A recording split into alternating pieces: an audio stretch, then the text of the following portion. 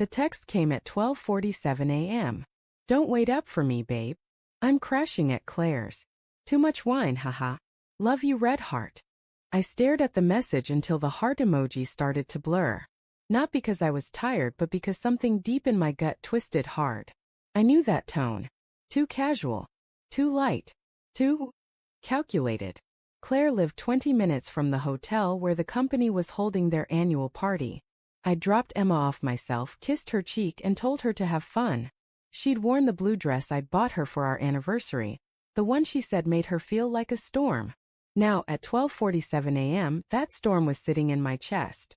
We'd been married 8 years. Emma was my best friend, or at least that's what I used to say when people asked how we kept it together. She was kind, ambitious, funny in a way that made you feel like she saw you completely. But lately, something had shifted. She started staying late at work. Quarter end, she'd say.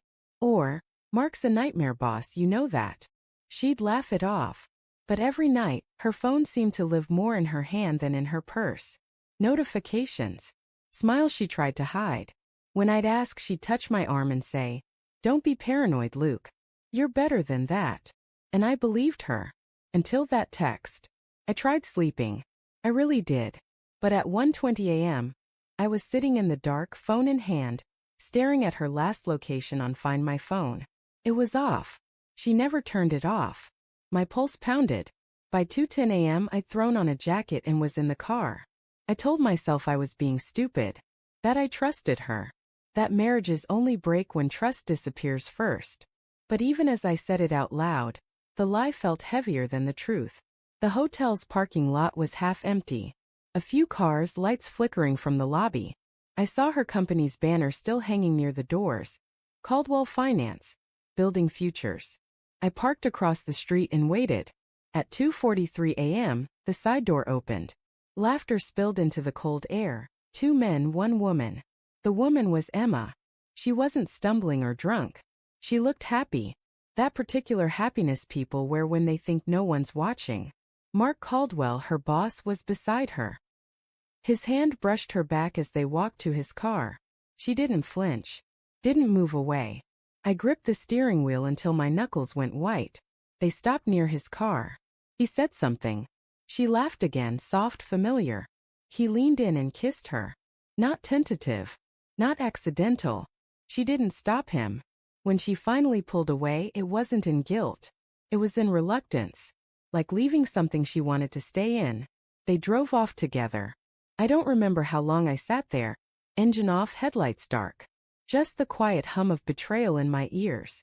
My chest felt hollow, like someone had scooped something vital out of me and left only the echo. By 4 a.m. I drove home. Her side of the bed was cold when I lay down. I stared at the ceiling until dawn painted the room in dull gray light. At 6:32 a.m., the front door opened. "Hey," Emma called softly, as if testing the air. "You're up early." I didn't move. She walked in, hair tied up, wearing one of those oversized sweaters she knew I loved. "Claire's couch is murder," she said, dropping her purse. "How do you sleep?" I turned my head slowly. "Did you?" She froze for a moment. "What?" "Sleep. Did you sleep well at Claire's?" Something flickered in her eyes. Too quick, too practiced. "Not really. Too much wine." She gave a weak laugh. "Why?" I sat up. "Because you weren't at Claire's." Her face drained of color. I reached for my phone. "You turned your location off. You've never done that before." She blinked once, twice. "You tracked me." "Don't," I said quietly. "Don't turn this on me." She stepped back. "Luke, it's not what you think." "Then tell me what it is." Her hands trembled slightly. "It's complicated." "It's simple," I said. "You lied." Tears welled in her eyes, but I couldn't tell if they were real or part of the act she'd learned over the years, the same act that once made me fall for her compassion. "I didn't plan it," she whispered. "It just happened. Mark and we've been close for a while, but last night, I don't know. It got out of control." I laughed then. It wasn't funny, but the sound came out anyway. Bitter. Hollow. "You don't accidentally kiss your boss at 2 in the morning." She flinched. "I know. I'm sorry. Sorry doesn't fix this." She looked at me, desperate. "Please, Luke." I love you. I made a mistake. Do you even know what love is? I asked. Because love doesn't sneak around. It doesn't lie through emojis and borrowed excuses. For a moment, the room was silent except for her quiet sobs. Then something in me shifted. The anger cooled. Not gone, just transformed into something sharper. Get dressed, I said. What? We're going to breakfast. She blinked in confusion. Now. Now. We sat in a cafe down the street, her favorite one. She stared at the cup between her hands, unable to meet my eyes. I watched her calm, detached. Why are we here? She finally whispered. Because I want you to remember this, I said. Every word. Every look. Every second. Her eyes lifted, searching mine. Luke, Sure.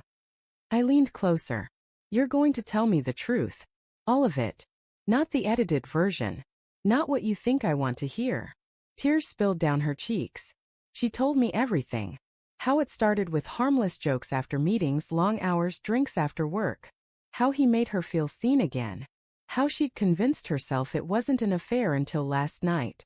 Every word was a blade, carving away whatever love I had left. When she finished, I just nodded. Okay, I said quietly. Now it's my turn. By the time we left the cafe, she thought the worst was over. She didn't know I'd already called Claire that morning. Claire, who told me Emma hadn't been over in weeks. Claire, who'd sent screenshots of texts between her and Emma from the night before. Proof of another lie.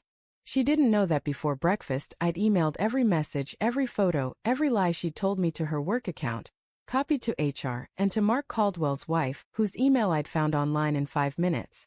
I didn't do it out of revenge. Not exactly. I did it because she needed to face the truth she'd buried beneath. I'm sorry. When her phone buzzed at 9:17 a.m. and she saw the sender's name, her face went white. Luke, what did you? I made sure, I said softly, you'd regret it. She stared at me, shaking. You ruined my life. No, I said, standing. You ruined ours. I left her there in that cafe, surrounded by the smell of coffee and shattered illusions. That night, I sat alone in the house we built together. Her things were still there. The books she never finished, the blue mug with the chipped handle, her perfume still lingering in the air.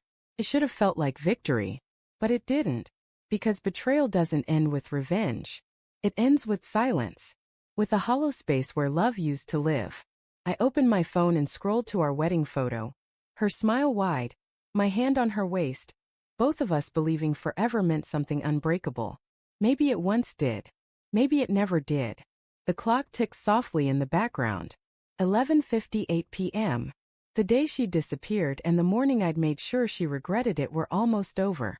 But the ache? That was just beginning.